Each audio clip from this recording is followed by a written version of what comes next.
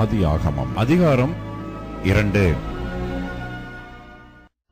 தேவனாகிய கர்த்தர் மனுஷனை பூமியின் மண்ணினாலே உருவாக்கி ஜீவ சுவாசத்தை அவன் நாசியிலே ஊதினார். மனுஷன் ஜீவாத்மாவானான். தேவனாகிய கர்த்தர் கிழக்கே ஏதேன் என்னும் ஒரு தோட்டத்தை உண்டாக்கி தாம் உருவாக்கின மனுஷனை அதிலே வைத்தார். தேவனாகிய கர்த்தர் பார்வைக்கு அழகும் புசிப்புக்கு நலமுமான சகலவித விருட்சங்களையும் தோட்டத்தின் நடுவிலே ஜீவ விருட்சத்தையும் நன்மை தீமை அறியத்தக்க விருட்சத்தையும் பூமியிலிருந்து முளைக்க பண்ணினார். தோட்டத்துக்கு தண்ணீர் பாயும்படி ஏதேனிலிருந்து ஒரு நதி ஓடி அங்கே இருந்து பிரிந்து 4 பெரிய ஆறுகளாயிற்று. முதலாம் ஆற்றுக்கு பைசோன் என்று பெயர். அது ஆவிலா தேசம் முழுவதையும் சுற்றி ஓடும். அவ்விடத்திலே பொன் விளையும். அந்த தேசத்தின் பொன் நல்லது. அவ்விடத்திலே பிதோலாகும் கோமேதக கல்லும் உண்டு. இரண்டாம் ஆற்றுக்கு கீகோன் என்று பெயர். அது எத்தியோப்பியா தேசம் முழுவதையும் சுற்றி ஓடும். மூன்றாம் ஆற்றுக்கு இதக்கேல் என்று பெயர். அது அசீரியாவுக்கு கிழக்கே ஓடும். 4ஆம் ஆற்றுக்கு ஐபிராத்து என்று பெயர். தேவனாகிய கர்த்தர் மனுஷனை ஏதேன் தோட்டத்தில் அழைத்துக் கொண்டு வந்து அதை பண்படுத்தவும் காக்கவும் வைத்தார். தேவனாகிய கர்த்தர் மனுஷனை நோக்கி, நீ தோட்டத்தில் உள்ள சகல விருட்சத்தின் கனியையும் புசிக்கவே புசிக்கலாம். ஆனாலும் நன்மை தீமை அறியத்தக்க விருட்சத்தின் கனியை புசிக்க வேண்டாம். அதை நீ புசிக்கும் நாளில் சாகவே சாவாய் என்று கட்டளையிட்டார். பின்பு தேவனாகிய கர்த்தர் மனுஷன் தனிமையாய் இருப்பது நல்லதல்ல, ஏற்ற துணையை அவனுக்கு உண்டாக்குவேன் என்றார். தேவனாகிய கர்த்தர் வெளியின் சகலவித மிருகங்களையும் ஆகாயத்தின் சகலவித பறவைகளையும் மண்ணினாலே உருவாக்கி ஆதாம் அவைகளுக்கு என்ன பெயரிடுவான் என்று பார்க்கும்படி அவைகளை அவனிடத்தில் கொண்டு வந்தார். அந்தந்த ஜீவ ஜந்துக்கு ஆதாம் எந்தெந்த பெயரிட்டானோ அதுவே அதற்கு பெயராயிற்று. அப்படியே ஆதாம் சகலவித நாட்டு மிருகங்களுக்கும் ஆகாயத்து பறவைகளுக்கும் சகலவித காட்டு மிருகங்களுக்கும் பெயரிட்டான். ஆதாமுக்கோ ஏற்ற துணை இன்னும் காணப்படவில்லை. அப்பொழுது தேவனாகிய கர்த்தர் ஆதாமுக்கு அயர்ந்த நித்திரையை வரப்பண்ணினார். அவன் நித்திரையடைந்தான். அவர் அவன் விலா எலும்புகளில் ஒன்றை எடுத்து அந்த இடத்தை சதையினால் அடைத்தார். தேவனாகிய கர்த்தர் தாம் மனுஷனில் எடுத்த விலா எலும்பை மனுஷியாக உருவாக்கி அவளை மனுஷனிடத்தில் கொண்டு வந்தார். அப்பொழுது ஆதாம், இவள் என் எலும்பில் எலும்பும் என் மாம்சத்தில் மாம்சமுமாய் இருக்கிறாள். இவள் மனுஷனில் எடுக்கப்பட்டபடியினால் மனுஷி எண்ணப்படுவாள் என்றான். இது நிமித்தம் புருஷன் தன் தகப்பனையும் தன் தாயையும் விட்டு தன் மனைவியோட இசைந்திருப்பான். அவர்கள் ஒரே மாம்சமாய் இருப்பார்கள். ஆதாமும் அவன் மனைவியுமாகிய இருவரும் நிர்வாணிகளாயிருந்தும் வெட்கப்படாதிருந்தார்கள். வேதத்தின் முதல் புத்தகமாகிய ஆதி ஆகமத்திலிருந்து பரிசுத்த ஆவியானவர் பண்புகள் செயல்கள் என்கிற தலைப்பிலே ஒரு சில பாடங்களை நாம் படிக்க போகிறோம். மிக மிக ஆழமான அடிப்படையான சத்தியங்கள் இந்த வரலாற்றிலே நமக்கு பதிவு செய்யப்பட்டுள்ளது. மறந்து போகக்கூடாது. இன்றைக்கு பரிசுத்த ஆவியானவர் உங்களிலும் என்னிலும் என்ன செய்கிறார் அல்லது என்ன செய்ய விரும்புகிறார் என்பதை விளங்கிக் கொள்ள வேண்டுமானால் இந்த பாடங்கள் நமக்கு ரொம்ப முக்கியமானவைகள். நான் மிக பாரத்தோடும் அதிக நாட்களாக இதை பற்றி எனக்கு ஒரு கவலை உண்டுங்க. அதாவது ஆவியானவரை பற்றிய தவறான போதனைகள், ஆவியானவர் தருகின்றதாக சொல்லப்படுகின்ற தவறான அனுபவங்கள், இவைகளினாலே திசை திருப்பப்பட்டிருக்கிற கிறிஸ்தவ சமுதாயத்தை குறித்து ஒரு கரிசனையோடு இந்த பாடங்களை உங்களோடு நான் படிக்க விரும்புகிறேன். ரொம்ப கடினமான பாடம், தயவு செய்து அதுல உங்களுக்கு எந்த சந்தேகம் இருக்கக்கூடாது. ரொம்ப நுணுக்கமாக ஆழமாக நம்ம பொறுமையா படிக்கணும். ஆகவே உங்களுடைய நேரத்தை நீங்கள் அதிகமாக இதற்கு ஒதுக்க வேண்டும். அது மாத்திரமல்ல, ஆங்கிலத்தில் ஃபீட்பேக் என்று சொல்வார்கள். நாம் படிக்கக்கூடிய பாடங்களிலே உங்களுக்கு கேள்விகள் வருமானால் நீங்கள் ஒரு சின்ன கடிதத்தில் எழுதி எனக்கு தருவீர்களானால் அதற்கான விளக்கங்களை வருகிற ஆராதனைகளிலே நாம் படிக்க உதவியாயிருக்கும். இந்த நாளிலே மனிதன் யார்? ஆதியிலே பரிசுத்த ஆவியானவர் மனிதனை படைத்த போது அவன் எந்த பண்புகளை கொண்டிருந்தான் என்பதை முதலாவது படிக்கணும். அவன் எத்தன்மை உடையவனாக, எந்த நோக்கத்துக்காக, எதை செய்யும்படி அவன் படைக்கப்பட்டான் என்பதை முதலாவது நான் புரிஞ்சு கொள்ளணுமா. அதாவது ஆங்கிலத்தில் ஸ்டாண்டர்ட் ஆஃப் ஹியூமன் கேரக்டர். மனிதன் யார் என்பதே எனக்கு தெரியலனா நான் எப்படிங்க மனிதனா வாழ முடியும்? நம்ம இந்த உலகத்துல பாக்கணும் இல்லையா, மிருகத்தனமா மனிதன் நடந்து கொண்டு இருக்கிறாங்க. சொல்றோம் இவன்லாம் ஒரு மனுஷனா சார், இவனும் ஒரு மனுஷனா பிறந்திருக்கிறானேன்னு நம்ம சொல்றோம் இல்லைங்களா? ஏன் மனிதன் யார் என்பதை இன்னும் மனிதன் காணவில்லை. மனிதன் யார் என்பதை பரிசுத்த ஆவியானவர் ஆதியாகமம் 2ஆம் அதிகாரத்திலே நமக்கு கற்றுத் தருகிறார். நீங்க அதை படிச்சீங்களா? அது மாத்திரமல்ல எனக்கு அருமையான சகோதர சகோதரிகளே, புதிய ஏற்பாட்டின் விசுவாசிகளாகிய நீங்களும் நானும் ஏதோ ஆதியாகமத்தில் காணப்படுகின்ற பூரண புருஷனாகிய ஆதாமுக்கு ஒத்த நிலை மாத்திரமல்ல, அதைவிட மேன்மையான நிலைக்கு நம்மை உருவாக்கும்படி பரிசுத்த ஆவியானவர் கிரியை செய்து கொண்டிருக்கிறார். என்றைக்காச்சும் அப்படி யோசனை பண்ணீங்களா? ஆதாமுக்குள் பாவத்தினாலே இழந்து போனவைகளை மீட்பதற்காக மாத்திரமல்ல, 2ஆம் ஆதாமாகிய கிறிஸ்துவுக்குள் மிக உன்னதமான நிலையை எய்தும்படியாக பரிசுத்த ஆவியானவர் செயல்பட்டுக் கொண்டிருக்கிறார். என்றைக்காச்சும் அதை யோசனை பண்ணி பாத்தீங்களா? நான் ஏன் ரட்சிக்கப்பட்டேன்? ஏன் எனக்குள் பரிசுத்த ஆவியானவர் பணியாற்றுகிறார்? 2 ஆதாமுக்கு ரொம்ப பெரிய வித்தியாசம் இருக்குதுங்க. எபேசியர் 4ஆம் அதிகாரம் 10ஆம் வசனம் படிங்க. மேலும் நாம் அனைவரும் தேவனுடைய குமாரனை பற்றும் விசுவாசத்திலும் அறிவிலும் ஒருமை பூரணப்பட்டவர்களாகி கிறிஸ்துவனுடைய நிறைவான வளர்ச்சியின் அளவுக்கு தக்கதாக பூரண புருஷராகும் வரைக்கும். அந்த வசனமும் ஆதியாகமம் 2ஆம் அதிகாரமும் ஒன்று இல்லங்கம்மா. அது 2ஆம் ஆதாம், இது 1ஆம் ஆதாம். ரெண்டுமே தெரியாத நிலையில வாழ்ந்து கொண்டிருக்கிற நீங்களும் நானும் எவ்வளவு பரிதாபத்துக்குரியவர்கள். If you call Adam as a perfect man, then to call second Adam as a divine man, இவனை பூரண மனிதன் என்று நாம் அழைக்க கூடுமானால் கிறிஸ்துவை தெய்வீக மனிதன் என்று நாம் அறிக்கை செய்ய வேண்டும். பரிசுத்த ஆவியானவர் என்ன செய்து கொண்டிருக்கிறார்? என்னை பூரணப்படுத்துவது மாத்திரமல்ல, தேவகுமாரனுக்கு ஒப்பான சாயலாக என்னை மறுரூபப்படுத்துகிறார். என்றைக்காச்சு இந்த ஆழமான உண்மையை நான் பொறுமையா கடவுளுடைய சன்னிதானத்தில் உணர்ந்திருக்கிறேனா? God is at work ன்னு சொல்லுவாங்க. கடவுள் செயல்படுகின்றார். எங்கே? என்னிலே கடவுள் செயல்படுகின்றார். எதற்காக செயல்படுகின்றார்? என்னை பூரணப்படுத்தும்படி. ரொம்ப பெரிய ஒரு காரியம் அது. திருப்பி ஒரு சின்ன காரியத்தை நினைவுபடுத்துறேன். நம்ம எல்லாம் இயேசு கிறிஸ்துவுக்குள் மீட்கப்பட்ட, கழுவப்பட்ட, மறுபடியும் பிறந்த ஒவ்வொருவரும் நம்ம தேவனுடைய ராஜ்யத்துக்கு போவோம். உண்மைதாமா?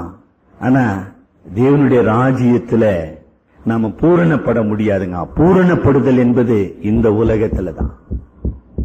தேவனுடைய ராஜ்யத்துல பூரணத்துவத்துல வாழ்ந்து கொண்டிருப்போம். ரெண்டுத்துக்கும் கொஞ்சம் வித்தியாசம். பூரணத்துவத்துல நம்ம மாற்றப்பட்டு வாழ்ந்து கொண்டிருப்போம். ஆனா பூரணப்பட வேண்டியது இந்த உலகத்துல தான். ஆகவே மிக ஆழமாக இந்த உண்மைகளை நாம் படிக்க வேண்டும்.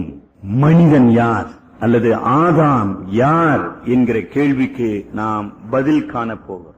நம்ம வாசித்த ஆதியாகமம் 2ஆம் அதிகாரம் 7ஆம் வசனம், தேவனாகிய கர்த்தர் மனுஷனை பூமியின் மண்ணினாலே உருவாக்கி ஜீவ சுவாசத்தை அவன் நாசியிலே ஊதினார். மனுஷன் ஜீவ ஆத்மாவானான். 1ஆம் அதிகாரம் 26ஆம் வசனத்தில் இன்னொரு கூற்றை மோசே குறிப்பிடுகின்றார். நமது சாயலாகவும் நமது ரூபத்தின் படியேயும் மனுஷனை உண்டாக்குவோமாக 27ஆம் வசனம்.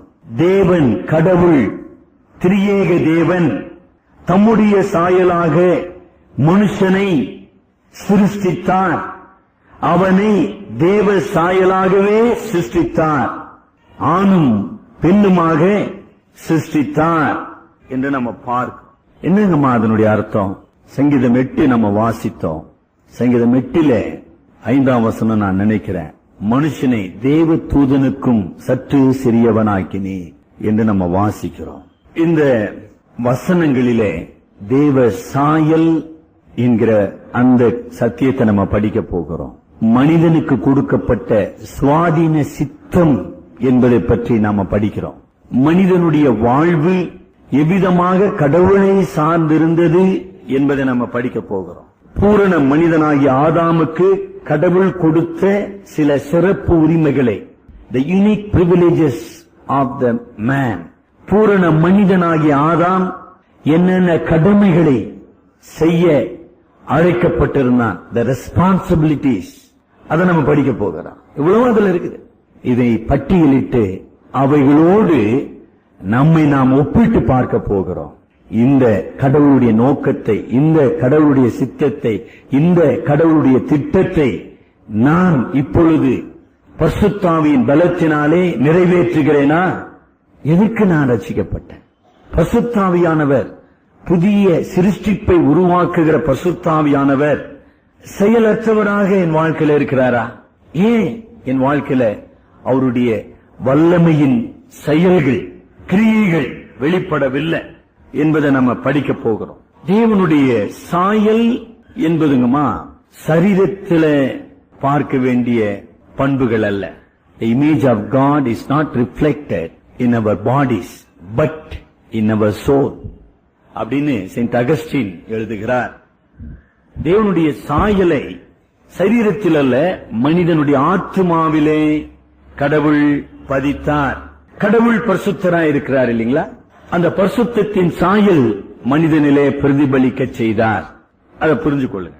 அவனுடைய சித்தம், அவனுடைய சிந்தனை, அவனுடைய நோக்கம், அவனுடைய அறிவாற்றல், அவனுக்குள்ளே வைக்கப்பட்ட பாவமற்ற தன்மை, இவைகள் எல்லாம் கடவுளுடைய பரிசுத்தத்தை பிரதிபலித்துக் கொண்டிருந்தது. அதான் சாயல்.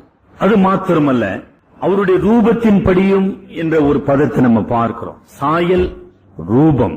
சாயல் என்பது பரிசுத்தத்தை பிரதிபலிப்பது, ரூபம் என்பது சுவாதீனத்தை பிரதிபலிப்பது. கடவுள் சுவாதீன சித்தமுடையவர் இல்லைங்களா? பூரண சுவாதீன சித்தமுடையவர். அதே விதமாக மனிதன் சுவாதீன சித்தமுடையவனாக படைக்கப்பட்டான். அது ஒரு முக்கியமான உண்மை. ஆகவே அவன் சுவாதீன சித்தம் உள்ளவனாக, படைக்கும் திறமை உடையவனாக, கடவுளுடைய சித்தத்தை நிறைவேற்றுகிறவனாக அங்க வைக்கப்படுகிறான். ஆனால் அதே நேரத்தில் நீங்களும் நானும் தெய்வம் அல்ல. சில தத்துவங்கள்ல நம்ம சுற்றி இருக்கிற இந்து மத கோட்பாடுகள், இன்னும் ஒரு சில கோட்பாடுகள்ல தத்துவமசி என்கிற ஒரு சித்தாந்தம், நானே அவன், அதாவது கடவுள், எந்த கடவுளை நான் ஆராதிக்கிறேனோ அந்த கடவுள் நான் என்கிற ஒரு போதனை, அது ரொம்ப ஆபத்தானது. அது பிசாசுக்கு அடுத்த போதனை. தேவனுடைய சாயலிலே நம்ம படைக்கப்பட்டுமே உள்ள நாம் தேவனாக மாறுகிறது இல்லை. ஏன் மனிதன் தேவனுடைய சாயலிலே படைக்கப்பட்டான் என்பதை நாம் பார்க்கும்போது, கடவுளோடு உறவு கொள்ளவும், கடவுளுடைய பிரசன்னத்திலே அவன் வாழவும், கடவுளோடு ஐக்கியம் கொள்ளவும், கடவுளுடைய பிரதிநிதியாக இந்த உலகத்திலே வாழவும் அவன் தேவனுடைய சாயலிலே படைக்கப்பட்டான். வெறும் கடவுளை பற்றிய உணர்வு அல்ல. பாவ மனிதனுக்குள்ள இன்றைக்கு வெறும் கடவுளை பற்றிய உணர்வு இருக்குது. ஆனா ஆதாமுக்குள்ள கடவுளோடு உறவு கொள்ளும் ஆவிக்குரிய பண்பு இருந்தது. ஆங்கிலத்தில் the spirituality, man was created as a spirit being so that he could relate to God who is spirit. ஆவியாயிருக்கிற கடவுளோடு உறவு கொண்டு வாழும்படியாக அவன் படைக்கப்பட்டான். ஆகினாலே அவன் ஜீவாத்மாவானான். அவன் நாசியிலே தேவன் ஊதினார் என்று சொல்லும் போது தமது ஜீவனை ஊதினார், தமது ஆவியை ஊதினார், தமது ஆற்றலை ஊதினார் என்று நாம விளக்கம் கொடுக்கலாம். ஆவியினாலே ஊதப்பட்டபடியினாலே அவன் ஒரு இன்டெலிஜென்ட் ஸ்பிரிட் என்ற ஆங்கிலத்தில் அறிவுபூர்வமான ஆவிக்குரிய பொறுப்புள்ள ஒரு சிருஷ்டியாக மாற்றப்படுகிறான். செயின்ட் அகஸ்டின் இந்த இமேஜ் ஆஃப் காட் விளக்க முற்படும் போது ஒரு நல்ல உதாரணம் சொல்றேன். என்ன உதாரணம்? மிருகத்துக்கும் மனிதனுக்கும் உள்ள ஒரே ஒரு வித்தியாசம் அவனுடைய இன்டெலெக்ட். அந்த இடத்துல 3 உண்மைகள் அதுல அடங்குதுமா. இன்டெலெக்ட் என்ற ஒருவேளை டிக்ஷனரியில நம்ம கொள்கின்ற கருத்து வேற, ஆனா இறையியல் ரீதியாக கொள்கின்ற கருத்து வேற. தேவனுடைய சாயல் மனிதனுக்குள்ளே பதிக்கப்பட்டது என்று சொல்லும் போது அவனுடைய அறிவாற்றல், அவனுடைய சித்தம், அவனுடைய நினைவாற்றல். அறிவாற்றல் அண்டர்ஸ்டாண்டிங், சித்தம் வில், நினைவாற்றல் என்பது மெமரி. இந்த 3 தன்மையில அவன் மிருகத்துக்கு வித்தியாசமானவன். மற்ற எல்லா விஷயத்திலும் மிருகங்கள் அல்லது பறவைகள் அல்லது even insects are far superior to man. மனிதனை காட்டிலும் அதிக சக்தி வாய்ந்த, அதிக திறமை வாய்ந்த, அதிக வேகமுள்ள மிருகங்கள், பறவைகள் உண்டு. ஆனா எதுலங்க வித்தியாசம்? அவனுடைய இன்டெலெக்ட். செயின்ட் அகஸ்டின் அதை மிக அழகாக விவரிக்கின்றார். ஆக கடவுள் மனிதனை தேவதூதனுக்கும் மிருகத்துக்கும் மத்தியில் இடைப்பட்ட நிலையில் படைத்தார். அவர் என்ன விளக்குகிறார்? அந்த இடைப்பட்ட நிலையிலே மனிதன் படைத்தபடியினாலே தன்னுடைய சித்தத்தை தேவனுடைய கட்டளைக்கு கீழ்ப்படிந்து, தேவனுடைய ஆளுகைக்கு அவன் கீழ்ப்படிந்து அவன் பயன்படுத்தும் போது அவன் தேவ தூதர்களோடு உறவு கொள்ள முடியும். சாவற்ற நித்தியத்திலே வாழ முடியும். மறுபடியும் சொல்லட்டுங்களா? அவனுக்கு கொடுக்கப்பட்ட இன்டெலெக்ட், தேவ சாயலின் படி உருவாக்கப்பட்ட மனிதன் அவனுடைய சித்தத்தை தேவனுடைய கட்டளைக்கு கீழ்ப்படிந்து வாழும்போது அவன் தேவ தூதர்களோடு உறவு கொண்டு சாவு வராதவனுக்கு சாவற்ற நித்திய வாழ்க்கை வாழ முடியும். ஆனால் தன்னுடைய சித்தத்தை பெருமையினாலும் சுய இச்சைக்காகவும் செயல்பட்டு கீழ்ப்படியாமல் அவன் போகும்போது மரணத்தை சுதந்திரித்து மிருகத்திற்கு ஒப்பாக அவன் மாறி நித்திய அழிவுக்குள்ளாக கடந்து செல்வான். என்ன அழகான ஒரு விளக்கம். அதுதான் அதனுடைய அர்த்தம். ஆக ரொம்ப முக்கியம். ஏன் நம்ம இதை படிக்கிறோம்? பரிசுத்தாவியானவர் ஒரு மனிதனை ஆட்கொள்ளும் போது, பரிசுத்தாவியானவர் ஒரு மனிதனுக்குள்ளே தன்னுடைய புதுப்பிக்கும் கிரியை நடக்கும் போது அது எதுங்க முதல்ல நடக்கணும்? Mind, intellect, will, emotions. Sir ஒருத்தன் ஆவியினால நிரம்பி இருக்கிறான் சார், அறிவு கெட்டத்தனமா நடப்பானா? அங்க பார்க்க வேண்டிய உண்மை. அறிவுக்கு பொருந்தாத ஒரு காரியத்தை ஒரு மனிதன் செய்ய முடியுமா? முடியாது. ஆக பரிசுத்தாவியானவர் பூரண மனிதனாகிய ஆதாமை உருவாக்கின போது இந்த தன்மையில அவனை உருவாக்கினார் என்று நம்ம பார்க்கிறோம். அந்த 3 பண்புகள் ரொம்ப முக்கியமானதுமா. Understanding, memory and will. Saint Augustine இந்த இன்டெலெக்ட் என்கிற ஒரு தன்மையில திரியேகத்தை பார்க்கிறார். திரியேகம், கடவுள் திரியேகர், மனிதன் திரியேக தன்மையில படைக்கப்பட்டவன். கொஞ்ச நேரம் யோசனை பண்ணுங்க. அண்டர்ஸ்டாண்டிங், நான் என்பதை நான் அறிந்து கொள்ளுகிறேன். நான் என்பதை நான் அறிந்து கொள்ளுகிறேன். என்னுடைய அறிவினாலே நினைவு கூறுகிறேன். என்னுடைய அறிவாற்றலினாலே நான் சித்தம் கொள்ளுகிறேன். I understand and through the understanding I remember and I do will அப்படின்னு அகஸ்டின் எழுதி கொண்டு போகிறார். இது 3 பிரிக்க முடியாது. இது 3 தனித்தன்மை உடையவர்கள். புரிந்து கொள்வது என்பது ஒன்று, தீர்மானிப்பது என்பது ஒன்று, நினைவு கூறுவது என்பது மற்றொன்று. இந்த 3 இணைந்து இருக்குது. ஆனா 3 ஒன்றல்ல. ஆனா 3 சேர்ந்துதான் இன்டெலெக்ட். ஆக திரியேகத்தை அங்கு அகஸ்டின் பார்க்கிறார். ஏன்பா இது கொடுக்கப்பட்டது? நான் அறிந்து புரிந்து கொள்ளும் போது நான் சரியாக செயல்படுகிறேன். நான் செயல்படுவதற்கு காரணம் நான் அறிந்து கொள்ளுகிறேன். நான் தீர்மானிப்பதற்கு காரணம் நான் அறிந்து கொள்ளுகிறேன். நான் அறிந்து கொள்ளாவிட்டால் நான் தீர்மானிக்க முடியாது. If I say I don't understand, then I don't remember. Then I cannot do that. நான் புரிந்து கொள்ளவில்லை என்று சொல்லும் போது அதை நான் நினைவு கொள்ள முடியாது, அதை செய்ய முடியாது, அதை நான் விரும்ப முடியாது. நான் அறிந்து கொள்ளுகிறேன் என்று சொல்லும் போது அதை நான் விரும்புகிறேன், அதை செய்ய முடியும், அதை நினைவு கூறுகிறேன். அது மூன்று இணைந்து செயல்படுகிற ஒரு உண்மை. சரி, ஏன் அப்படி கடவுள் படைத்தார்? இல்லையா, அவனுக்கு ஒரு கட்டளை கொடுக்கிறார். நம்ம பின்னால பார்த்தாலும் அந்த முன்னால பார்க்கறதுல தப்பு ஒண்ணு இல்லைங்கம்மா. 17ஆம் வசனம், ஆதியாகமம் 2ஆம் அதிகாரம் 17ஆம் வசனம். தீமை அறியத்தக்க விருட்சத்தின் கனியை, என்னங்கம்மா அதனுடைய அர்த்தம்? ஏன் கடவுள் பூரண மனிதனை படைத்து இப்படிப்பட்ட ஒரு கனியை வைத்து அதை நீ புசிக்க வேண்டாம் என்று ஒரு கட்டளை கொடுத்தார்? ஏன்? கடவுளுடைய சித்தம் மனிதன் பூரண மனிதனாக தன்னுடைய சித்தத்தினாலே தேவனுக்கு கீழ்ப்படிய வேண்டும். சிருஷ்டிகர்த்தாருடைய ராஜரீகத்துக்கு அவன் கீழ்ப்படிய வேண்டும். He must acknowledge the lordship of the creator. கடவுளுடைய சர்வ ஆளுகையை, ராஜரீகத்தை அவன் அங்கீகரித்து, அவர் எனக்கு கொடுத்த கட்டளை அதை புசிக்க வேண்டாம் என்கிற அந்த கட்டளைக்கு நான் மனப்பூர்வமாக என்னுடைய அறிவு, என்னுடைய சித்தம் இவைகளின் அடிப்படையில் நான் கீழ்ப்படியும் போது நான் தொடர்ந்து அவரோடு உறவு கொண்டு வாழுகிறவனாக இருக்கிறேன். இன்னொரு விதத்துல அகஸ்டின் என்ன சொல்லுகிறார்? The rational soul of man should not exist of its own. படைக்கப்பட்ட மனிதன் தண்ணீர் தானே வாழுகிறவனாக இருக்கக்கூடாது, அவன் கடவுளை சார்ந்து வாழுகிறவனாக இருக்க வேண்டும். அப்படி அவன் கடவுளை சார்ந்து வாழுகிறவனாக இருக்க வேண்டுமானால் தன்னுடைய சித்தத்தை அவன் ஒப்பு கொடுக்க வேண்டும். மனிதனுடைய ஆத்மா, மனிதனுடைய சித்தம், மனிதனுடைய அறிவாற்றல் கடவுளை சார்ந்து இருப்பதற்காக இந்த ஒழுங்கை தேவன் ஏற்படுத்தினார் என்று நம்ம பார்க்கிறோம். இன்னும் ஒரு சில காரியங்களை நம்ம படிப்போம். மனிதன் ஆவிக்குரிய ஜீவாத்மாவானான் என்று நம்ம வாசிக்கிறோம். அவனுடைய வாழ்க்கையின் இருத்தல் தன்மைக்கு, for his existence, that is a basic. அவன் ஆவிக்குரிய மனிதனாக கடவுளோடு உறவு கொள்வதனாலேதான் இந்த உலகத்தில் வாழ முடியும் என்பதை நாம் அங்க பார்க்கிறோம். மனிதன், நம்ம வாசித்த 28ஆம் வசனம், 1ஆம் அதிகாரம் 28ஆம் வசனத்துக்கு நம்ம மறுபடியும் வருவோம்.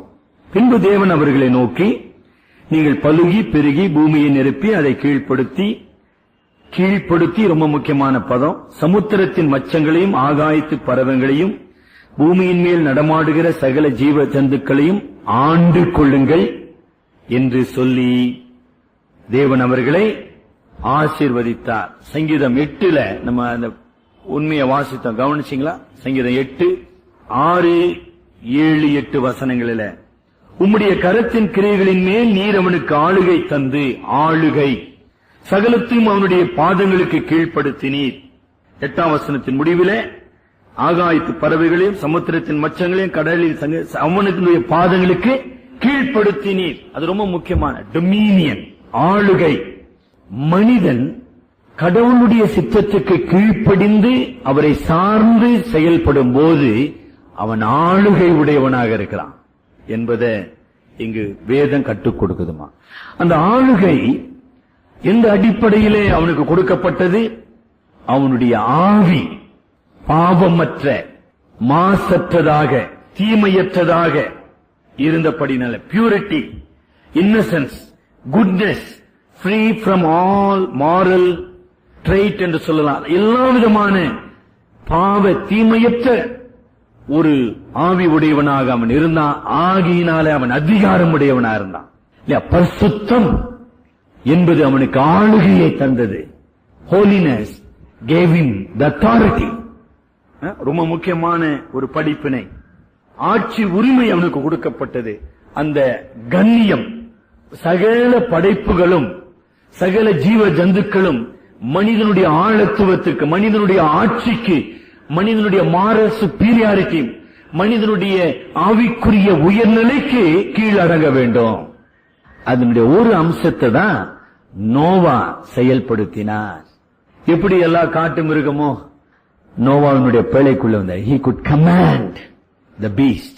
அந்த ஒரு அம்சத்தை நோவாவின், நம்ம நோவா பற்றி பின்னால படிப்போம். அப்ப பசுத்தாவியானவர் எப்படி நோவாவை ஒரு வல்லமையுள்ள தீர்க்கதரிசியாக, கடவுளுடைய சித்தத்தை செய்கிற ஒரு தீர்க்கதரிசியாக, கருவியாக பயன்படுத்தினார். அந்த டொமினியன் அத்தாரிட்டி பரிசுத்தாவியானவர் உங்களில் மின்னில நிறைவு கொள்ளும் பொழுது நமக்குள்ளே இந்த ஆட்சி உரிமையை, இந்த ஆளுகையின் தன்மையை புதுப்பிக்க வல்லவராயிருக்கிறார். இன்னும் எத்தனையோ உதாரணங்களை நம்ம பழைய ஏற்பாட்டில் பார்க்கலாம். ஒரு சின்ன உதாரணம், பரிசுத்தத்தின் அடிப்படையிலான அதிகாரம், பரிசுத்தத்தின் அடிப்படையிலான ஆளுகை, பரிசுத்தத்தில் அடிப்படையிலான இம்மார்டாலிட்டி, அழிவற்ற தன்மை. நல்லா கவனிச்சிங்களா? எல்லாம் பரிசுத்தத்தின் அடிப்படையில தான், ரொம்ப முக்கியம். அதுதான் தேவனுடைய சாயல் என்பதை நாம பார்க்கிறோம். மனிதன் கடவுளுடைய பரிசுத்தத்தை, மகிமையை பிரதிபலிக்கிறவனாக இருந்தான். ரோமர் 3ஆம் அதிகாரத்தில் பவுல் எழுதும் பொழுது, நாம் எல்லாரும் பாவம் செய்து தேவனுடைய மகிமை அற்றவர்களானோம். மகிமை, அந்த மகிமை எதை சார்ந்தது? தேவனுடைய பரிசுத்தத்தை சார்ந்தது, தேவனுடைய ஆளுகையை சார்ந்தது என்பதை நம்ம பார்க்கிறோம். இந்த ஆதாம் கடவுளோடு இணைந்து அவருடைய ஐக்கியத்திலே இன்புற்று அதிலே நிறைவு காண வேண்டியவன். அதுவும் ஒரு முக்கியமான பண்பு. எனக்கு பல ஆண்டுகளுக்கு முன்னதாக டாக்டர் அக்பர் அக்பனுடைய செய்தியை கேட்ட ஞாபகம் இருக்குது. அப்ப அவர் சொன்ன ஒரு கூற்று, இந்த உலகத்தில் உள்ள எந்த காரியமும் மனிதனை எள்ளளவும் திருப்திப்படுத்த முடியாது. இந்த உலகத்தினுடைய செல்வம், இந்த உலகத்தினுடைய கல்வி, இந்த உலகத்தினுடைய சுகபோகங்கள், அதிகாரங்கள் அனைத்தும், nothing of this world can satisfy man. மனிதனை திருப்திப்படுத்தவே முடியாது. அந்த இடத்திலே மனிதன் வெற்றிடமாக்கப்பட்டிருக்கிறான். அந்த வெற்றிடம் என்னையா? வேக்யூம். ஒரு மனிதனுடைய வாழ்க்கையில இன்றைக்கு நான் பாவ மனிதனை பத்தி பேசுறோம். பாவ மனிதனுக்குள்ளே ஒரு நிறைவு செய்ய முடியாத வெற்றிடம். அது எது? தன்னுடைய கடவுளோடு இணைந்திருக்கிற அந்த அம்சம். மனிதன் பாவம் செய்த போது கடவுளோடு கொண்டிருந்த அந்த ஐக்கியத்தை, உறவை அவன் இழந்தபடியினாலே அது வெற்றிடமாக்கப்பட்டது. அந்த வெற்றிடத்தை இந்த உலகத்தினுடைய எந்த காரியமும் திருப்தி செய்ய முடியாதுங்க. அதுதான் இங்க நம்ம பார்க்கிறோம். ரொம்ப அருமையான ஒரு உண்மை. மனிதன் எதற்காக படைக்கப்பட்டான்? நம்ம தமிழ் முன்னோர்கள் சொன்னாங்க, படைத்ததெல்லாம் படைத்தான் மனுவுக்காக, மனுவை படைத்தான் தன்னை வணங்க என்று நம்ம பார்த்தோம் இல்லைங்களா? கடவுளோடு இணைந்து வாழுகின்ற அந்த உன்னத ஆசீர்வாதம், அது ஆராதனைன்னு சொன்னாலும் பத்தாதுங்க, அது ஐக்கியம் என்று சொன்னாலும் போதாதுங்க.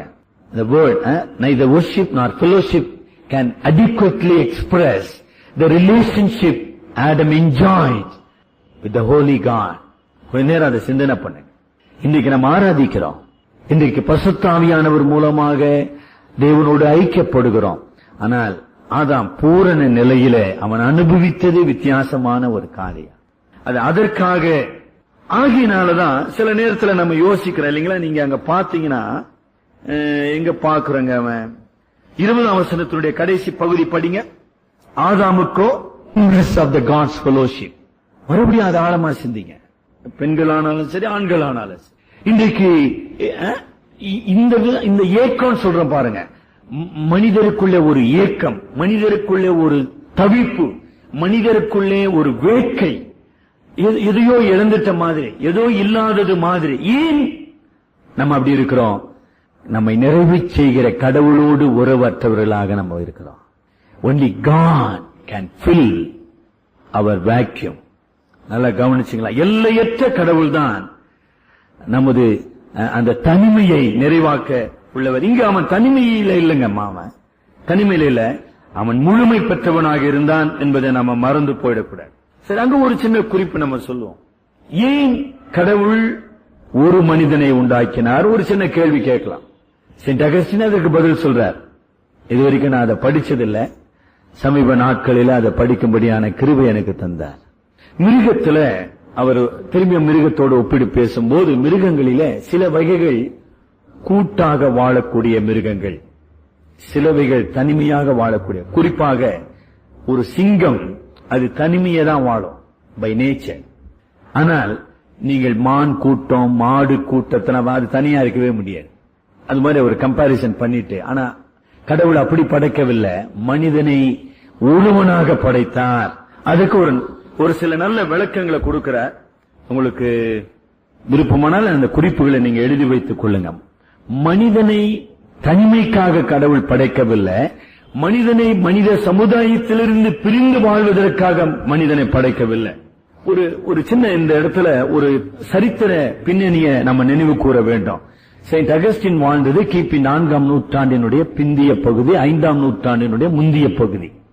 இன்றைக்கு ரோமன் கத்தோலிக்க சபை என்று சொல்கின்றோமே, அந்த ரோமன் கத்தோலிக்க சபை ஆதிக்கம் பெறுவதற்கு சற்று முந்தின காலம், 5ஆம் நூற்றாண்டின் மத்திய பகுதியில் தாங்க ரோமன் கத்தோலிக்க சபை ஆதிக்கம் பெற்றது.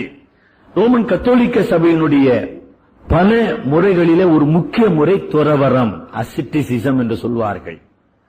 இந்த உலகத்தை துறந்து மனிதரோடு வாழ்கின்ற வாழ்க்கையை துறந்து துறவியாக வாழ வேண்டும் என்கிற ஒரு போதனை செயின்ட் அகஸ்டின் வாழ்ந்த காலத்தில் உருவானது. நல்லா கவனிக்கணும். ஏன் அகஸ்டின் இப்படி எழுதினான்றதுக்கு நம்ம புரிந்து கொள்ளும். கடவுள் மனிதனை தனிமையாக இருப்பதற்காக படைக்கவில்லை. ஆனா ஏன் அவனை ஒருவனாக படைத்தார்? யூனிட்டி ஆஃப் ஹியூமனிட்டி, மனுக்குலத்தினுடைய ஒருமைப்பாட்டை நிலைநாட்டுவதற்காக மனிதனை தனிமையாக படைத்தார். Unity of humanity. ரோமர் 5ஆம் அதிகாரத்தில் பவுல் பேசும்போது ஒருவனாலே பாவமும் பாவத்தினாலே மரணமும் இந்த உலகத்தில் வந்தது. அப்ப இப்போ ஒரு மனிதனாலே, ஒரு மனிதனுடைய கீழ்ப்படைமையினால பாவம், பாவத்தினாலே மரணம். இப்போ ரட்சிப்பு வர வேண்டும். 2ஆம் ஆதமாகிய இயேசு கிறிஸ்து ஆகிய ஒரு மனிதனால கீழ்ப்படிதலும் ரட்சிப்பும் எல்லாருக்கும் வர வேண்டும் என்பதற்காக யூனிட்டி ஆஃப் ஹியூமனிட்டி, மனுக்குலத்தின் ஒருமைப்பாட்டை உறுதி செய்வதற்காக ஒரு மனிதனை படைத்தார். மனுஷியை ஆதாமை உருவாக்கினது போல கடவுள் உருவாக்கவில்லை, மனித நிலையிலிருந்து உருவாக்கினார். மறுபடியும் அது ஒருமைப்பாட்டுக்கு அடையாளம். ஏன் அப்படி படைத்தார்? மனித இனத்துக்குள்ளாக ஒரு நெருக்கமான உறவை உருவாக்க, பாண்ட் ஆஃப் ஹியூமன் சிம்பத்தின்னு சொல்ற.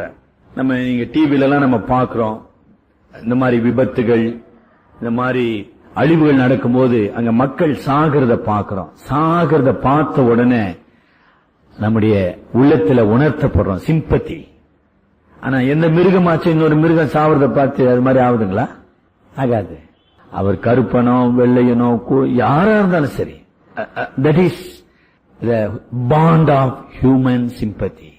இன்னொரு மனிதன் வேதனைப்படும் போது, இன்னொரு மனிதன் அழிக்கப்படும் போது அதை பார்த்து வேதனைப்படுகின்ற, துடிக்கின்ற, உணர்கின்ற ஒரு உணர்வை மனுக்குலத்துக்குள்ளாக உருவாக்க வேண்டுமானால் அவர் ஒரு மனிதனாக இருக்க வேண்டும். அது மாத்திரமல்ல, மனிதர் என்று சொல்லும் போது தோற்றத்தின் அளவிலே, உருவின் அளவிலே, பண்புகளின் அளவிலே ஒரு ஒருமைப்பாடுக்காக கடவுள் உருவாக்கவில்லை. அதுதான் இன்றைக்கு ஆந்த்ரோபாலஜிஸ்ட் நீங்க படிப்பீர்கள், அவங்க சொல்லுவாங்க மனிதன் பலதரப்பட்டவன், பல இனத்தைக்குரியவன் அப்படிலாம் சொல்லி. ஆனா கடவுள் மனிதனை ஒருவனாக படைத்தார். காரணம், அந்த ஒருவனில் இருந்து ஒரு குடும்பம் உருவாக வேண்டும். அந்த குடும்பம் கடவுளை தகப்பனாக கொண்டிருக்க வேண்டும். எபேசியர் 2ஆம் அதிகாரம் 19ஆம் வசனத்துக்கு நம்ம திருப்புவோம். சரிங்களா? நம்ம ரெண்டுமே நமக்கு தேவைப்படுது. பழைய ஏற்பாடு, புதிய ஏற்பாடு நமக்கு தேவை. நம்ம சொந்தம் சொல்றோம் பாருங்க, ரத்த சொந்தம் சொல்றோம். எப்ப ரத்த சொந்தம்? ஒரே பெற்றோருக்கு, ஒரே தாய்க்கு பிறந்த பிள்ளைகள். அது இந்த மனுக்குலத்திலே இருக்க வேண்டும் என்பதற்காக ஒரு மனிதனை கடவுள் படைத்தார். என்ன ஆழமான ஒரு சிந்தனை! இந்த மனுக்குலத்தினுடைய தகப்பன் ஒருவர், சிருஷ்டிகர்த்தாவாகி அவர் பரம தகப்பனாக நாம் அவரை அறிந்து கொள்ள வேண்டும். To recognise the fatherhood of God. மனிதன் கடவுளை பிதாவாக அறிய வேண்டும், அனுபவிக்க வேண்டும், உறவு கொள்ள வேண்டும் என்பதற்காக மனிதனை ஒருவனாக படைத்தார். ஒரு நல்ல சிந்தனை இல்லைங்களா? இப்படிப்பட்ட மனிதனுக்குள்ள கடவுள் வைத்திருந்த சில உண்மைகளை சொல்லி நம்ம முடிப்போம். அவருடைய சாயல் அவனுக்குள்ள வைக்கப்பட்டது, ஜீவன் அவனுக்குள்ள வைக்கப்பட்டது, ஆளுகை அவனுக்குள்ள வைக்கப்பட்டது, கடவுளோடு உறவு கொள்கின்ற ஸ்லாக்கியம் அவனுக்கு கொடுக்கப்பட்டது.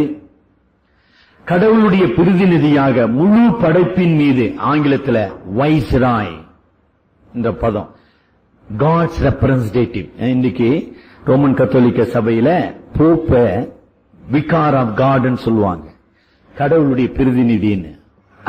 அந்த கான்செப்ட் இங்க உருவானதுதான், இந்த இடத்துல உருவானதுதான்.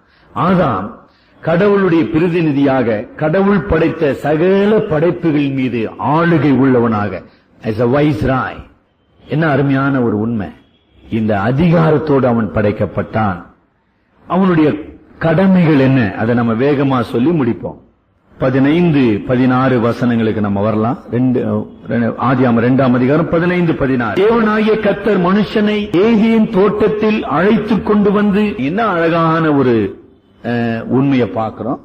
நம்முடைய திருச்சபையின் மிஷனரி ஆப்பிள் பி ஐயர் அவர்கள் ஆதியாகமத்தின் மேல ஒரு விளக்க உரை எழுதியிருக்காரு. நீங்க அதை வாங்கி தயவு செய்து படிக்க ஆரம்பிங்க. இப்ப அவர் சொல்றாரு, பூமியை கடவுள் படைத்தார், எல்லா ஜீவ ஜந்துக்களையும் உருவாக்கினார். 1ஆம் அதிகாரத்திலும் 2ஆம் அதிகாரத்தின் ஆரம்ப வரையில. பின்பு மனிதன் குடியிருப்பதற்காக ஒரு ஏதேன் தோட்டத்தை உருவாக்கினார். God prepared a garden.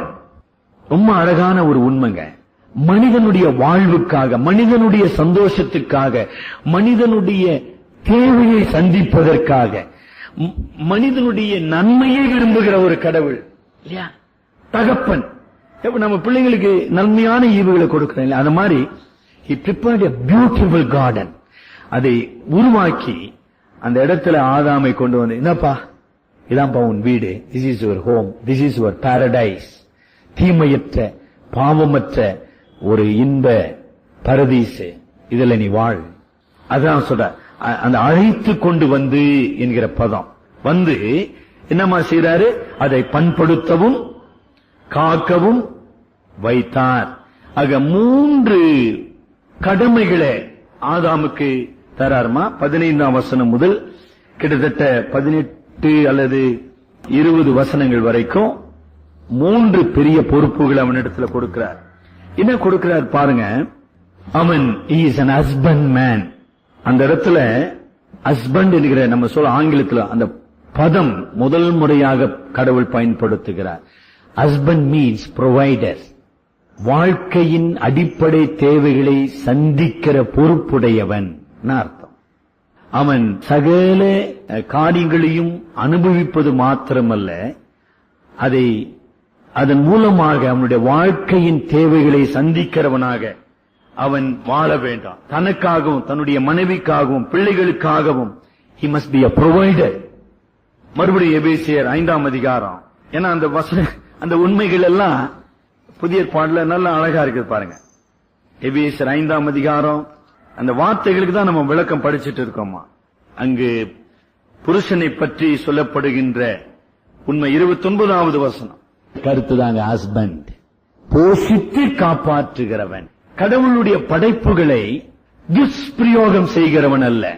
He was not given freedom to abuse the creature, the creation. கடவுள் படைத்த உலகத்தை, கடவுள் கொடுத்த ஈவுகளை தன் சுய இச்சைக்காக, தன்னுடைய சுய ஆசைக்காக அழிப்பதற்காக அல்ல, அதை பாதுகாத்து பயன்படுத்துவதற்காக அவன் படைக்கப்பட்டான். பெரிய பொறுப்பு என்பதை நம்ம பார்க்கிறோம். அதை பாதுகாக்க, டு டேக் கேர், அதை கவனிக்க வேண்டும் வாழ்வின் நலனுக்காக என்பதை நம்ம பார்க்கிறோம். அடுத்தபடியா அடுத்த கடமை 15ஆம் வசனத்தினுடைய கடைசி பகுதியிலே காக்கவும், டு காட். இதுல தாங்க ஆதாம் தவறு செய்தான் என்று நம்ம பார்க்கலாம். பின் அடுத்த அதிகாரத்தில் நம்ம வாசிக்கிறோம். என்னங்க அவன் காக்க வேண்டும், to keep God the garden. கடவுள் கொடுத்த தோட்டத்தை பாதுகாக்க வேண்டும். அப்ப சாத்தானானவன் பாம்பின் உருவிலே ஏதேன் தோட்டத்துக்குள் பிரவேசித்து நன்மை தீமை அறியத்தக்க கனியிடத்தில் அவனை போய் வழி நடத்தி தன் மனைவியாகிய ஆதாமை ஏமாற்றி. அப்ப ஆதாமுடைய ஆளுகைக்கு அப்பாற்பட்ட நிலையில, ஆதாமுடைய அறிவுக்கு அப்பாற்பட்ட நிலையில, ஆதாமுடைய பாதுகாக்கும் பொறுப்புக்கு அப்பாற்பட்ட நிலையில் எப்படி உள்ள சாத்தான் வந்தான்றது ஒரு முக்கியம். He has failed in his duty to guard the garden என்பதன காக்கவும், அது ஒரு பெரிய பொறுப்புங்க. 3வது பொறுப்பு நம்ம ஏற்கனவே படிச்சிட்டோம். லீடர்ஷிப், அவன் ஆளுகை உடையவனாக, ஆட்சி புரிகிறவனாக, அனைத்தையும். ஒருவேளை பாம்பின் உருவிலே சாத்தான் பேசிக் கொண்டிருக்கலாம். பூரண மனிதனாக ஆதாம் பாம்பை கட்டளையிட அதிகாரமுடையவன். இப்ப பரிசுத்தாவியானவர் இன்றைக்கு உங்களுடைய என்னுடைய வாழ்க்கையில நம்மை நிறைவுபடுத்துகிறார் என்றால் இந்த 3 பண்புகளை சரியாக செய்ய நமக்கு உதவி செய்கிறார். ஒரு தகப்பனாக, ஒரு தாயாக என்னுடைய கடமையை நான் செய்ய வேண்டும். The Spirit of God enables me, strengthens me to fulfill my duty. அதெல்லாம் எனக்கு பொறுப்பு இல்லைங்க. எபேசியர் 5ஆம் அதிகாரத்தில் ஆவியினால் நிறைந்து அப்படின்னு சொல்லிதான் பேசின்னு போனார். தகப்பன், கணவன், மனைவி, பெற்றோர், பிள்ளைகள், முதலாளி, தொழிலாளி எல்லாம் ஆவியானவர் நிறைவுடைய தன்மை என்னகமா? கடவுள் எந்த நோக்கத்துக்காக என்னை வைத்திருக்கிறாரோ, வெறும் கணவன் மனைவியாக மாத்திரமல்ல, சமுதாயத்தில் பல பொறுப்புல இருக்கு. நான் ஒரு போதகனா இருக்கிறேன். என்னுடைய போதக பணியை நான் சரியாக செய்வதற்கு ஆவியானவரின் பலன், அதை போஷித்து காப்பாற்ற என்னுடைய கரத்திலே கொடுக்கப்பட்டுள்ள மக்கள், என்னுடைய ஆளுகைக்குள்ள வைக்கப்பட்டிருக்கிற கடமைகள், பொறுப்புகள் எல்லாவற்றையும் போஷித்து காப்பாற்றுகிற ஒரு பொறுப்பு. அந்த மக்களையும் அவைகளையும் தீமையில் இருந்து, அழிவில் இருந்து காக்கின்ற ஒரு பொறுப்பு. இதுதான் கடவுள் ஏற்படுத்தின பூரண மனிதன். போஷித்து காப்பா அந்த கருத்தை பாருங்க. To I do that? ஒரு கணவனாக, ஒரு புருஷனாக, ஒரு பொறுப்புள்ள ஆசிரியனாக, ஒரு அலுவல அதிகாரியாக நான் என்னுடைய கடமையை செய்கிறேனா? யோசேப் அதை செய்தான், தானியேல் அதை செய்தான், தாவீது அதை செய்தான், சாமுவேல் அதை செய்தான். ஆவியினால் நிறைந்து செய்தார்கள். ஆவியினால் நிறைந்து. 2 டு காட், காக்க வேண்டும். 3 ஆளுகை செய்ய வேண்டும். ஆளுகை. தலைவனுக்கு நம்ம செபிப்போம். பரிசுத்தாவியானவர் என்னை ரட்சித்தார், என்னை புது சிருஷ்டியாக மாற்றினார்.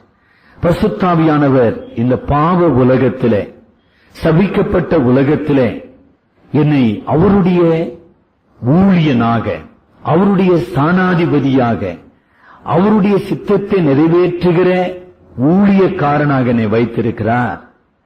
பூரண மனிதனாகிய ஆதாமுக்குள்ள இருந்த பண்புகள் என்ன, அவனுடைய தன்மைகள் என்ன, அவனுக்கு கொடுக்கப்பட்ட ஸ்லாக்கியங்கள் என்ன, அவனுடைய கடமைகள் என்ன, அவைகளை வீழ்ந்து போன நிலையிலே உள்ள எனக்குள்ளே பரிசுத்தாவியானவர் புதுப்பிக்கிறார். இவைகளையெல்லாம் ஆதாமுக்குள் நான் எழுந்து போனேனோ அவைகளையெல்லாம் இயேசு கிறிஸ்துவுக்குள் நான் நிறைவாக பெற வேண்டும். இந்த காலையிலே பரிசுத்தாவியானவர் நம்முடைய மனம், உங்கள் மனம் புதிதாகிறதுனாலே நீங்கள் மறுரூபமாகுங்கள் என்று ரோமர் 12:1 நம்ம வாசிக்கிறோம். நம்முடைய மனம் கடவுளை அறிகின்ற மனம், கடவுளை மனப்பூர்வமாய் நேசிக்கின்ற மனம், கடவுளுடைய பரிசுத்தத்தை விரும்பி பரிசுத்தத்தை நாடுகின்ற மனம், கடவுளுடைய சித்தம் அது பரிசுத்தமும் நன்மையுமானது என்பதை உணர்ந்து அதற்கு கீழ்ப்படுகின்ற மனம், இன்டலெக்ட். கடவுள் சிருஷ்டிக்கர்த்தராக, ராஜரீகமுடையவர், என்னை ஆளுகிறவர் என்பதை அறிந்து அவருடைய ஆளுகைக்கு ஒப்புக் கொடுக்கிற மனம், மைண்ட். இதை பரிசுத்தாவியானவர் எனக்கு தருகிறாரா? என்னுடைய மனம் புதிதாக்கப்பட்டிருக்குதா? பழைய பாவ சிந்தனைகள், பழைய பாவ வழிகள், பழைய இச்சையின் ஆசைகள், இவைகளினாலே நான் நடத்தப்படுகிறேனா? என்னுடைய சித்தத்துக்குள்ளாக பரிசுத்தாவியானவர் கிரியை செய்து அவருக்கு கீழ்ப்படியவும், அவரை விசுவாசிக்கவும், அவரில் அன்பு கூறவும் எனக்கு உதவி செய்கிறாரா? பலவீனமான என்னுடைய சித்தத்தை பலப்படுத்துகிறவராக இருக்கிறார். என்னுடைய கடமையை நிறைவேற்றுகிற அந்த பொறுப்பிலே பரிசுத்தாவியானவர் என்னை பலப்படுத்துகிறாரா? ஆதாமை போல கடவுள் தந்த நன்மையான ஈவுகளை பாதுகாக்கவும், பராமரிக்கவும், பேணி காக்கவும் பொறுப்புடையவர்களாக நாம் இருக்கிறோம். என்னுடைய சரீரம் தேவனுடைய ஆலயமா இருக்குது. என்னுடைய குடும்பம் தேவன் வாசம் பண்ணுகிற குடும்பமாக மாற வேண்டும். என்னுடைய சமுதாயத்திலே தேவனுடைய சித்தத்தை நிறைவேற்றுகிற பொறுப்புள்ளவனாக நான் செயல்பட வேண்டும். இவைகளை செய்ய ஆவியானவர் எனக்கு உதவி செய்கிறாரா? எங்கள் அன்பின் ஆண்டவரே, கிருபையுள்ள இரட்சகரே, இந்த காலை வேளையிலும் உம்முடைய சாயலாக உருவாக்கப்பட்ட இந்த மகத்துவமான உண்மையை நாங்கள் உணர்ந்து உமக்கு நன்றி செலுத்துகிறோம். பாவத்தினாலே நாங்கள் இழந்து போன பரிசுத்தம், ஆளுகை, சுவாதீன சித்தம், உம்மோடு உறவாடுகின்ற ஒப்பற்ற ஐக்கியத்தின் ஸ்லாக்கியம், இவைகளை எல்லாம் பரிசுத்தாவியானவர் எங்களுக்கு மறுபடியும் புதுப்பிப்பதற்காக நான் நன்றி செலுத்துகிறோம். இந்த நிறைவுக்குள்ளாக, இந்த மெய் வாழ்வுக்குள்ளாக, இந்த பரிபூரண வாழ்வுக்குள்ளாக எங்களை வழி நடத்தும். உம்முடைய சாட்சிகளாகவும் உம்முடைய வல்லமையின் வாய்க்காலாகவும் எங்களை காத்துக்கொள்ளும். எங்கள் அருமை இரட்சகர் மூலம் ஜெபிக்கிறோம் பிதாவே, ஆமென்.